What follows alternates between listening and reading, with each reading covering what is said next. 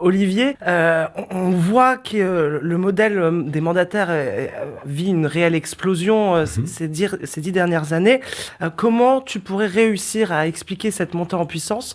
Il y a probablement trois motifs principaux. Le premier, il y a un environnement sociétal. Les plus jeunes et les Français ont tendance à avoir envie d'être autonomes. Gérer leur temps, leur autonomie, leurs revenus. Et le modèle, là, est excessivement souple et ils sont indépendants. Le deuxième, je le disais, c'est la place que prend la technologie.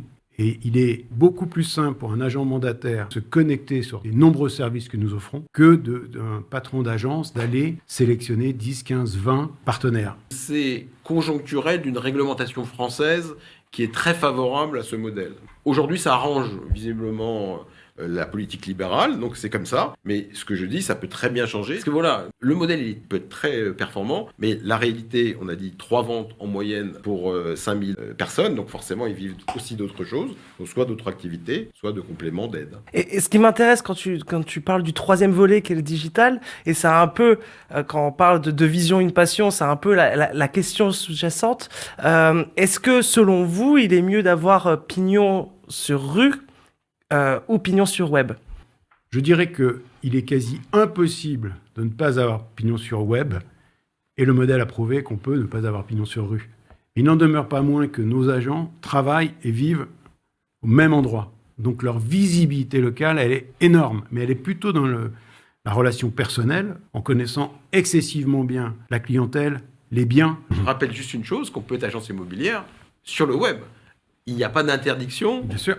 Et ça se développe de plus en plus. Donc moi, j'ai des adhérents qui, aujourd'hui, n'ont pas de vitrine.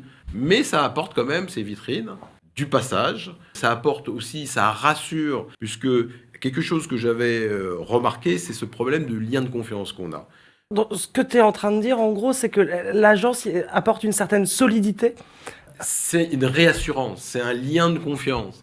Donc, à un moment, ce lien de confiance, ce lien de proximité qu'on peut avoir en local sur une clientèle peut-être un peu plus âgée, c'est un vrai atout et ça continuera d'exister. Mais ça ne veut pas dire que c'est pas un énorme atout pour les mandataires d'avoir cette proximité dans des lieux où il y a moins de densité de population, grâce à cette structure de couple qui est un atout qui restera. Moi, je ne les mets vraiment pas en opposition. Je pense qu'aujourd'hui, et ces 2 années de crise l'ont prouvé, le modèle, il est beaucoup plus résilient et il permet aussi de bien vivre dans des localités où une agence physique ne pourrait pas trouver son équilibre financier. Finalement, c'est aujourd'hui quasiment impossible d'être seul, indépendant dans son coin. La complexité juridique est telle, les changements sont tels, les outils numériques, leur développement sont tellement complexes. Ces grands groupes vont avoir un point commun qu'ils investissent beaucoup dans la formation. Peut-être notre petit atout majeur, mais chacun a son influence, c'est cette proximité avec le chef d'entreprise encarté qui a la compétence immobilière et qui se forme bien.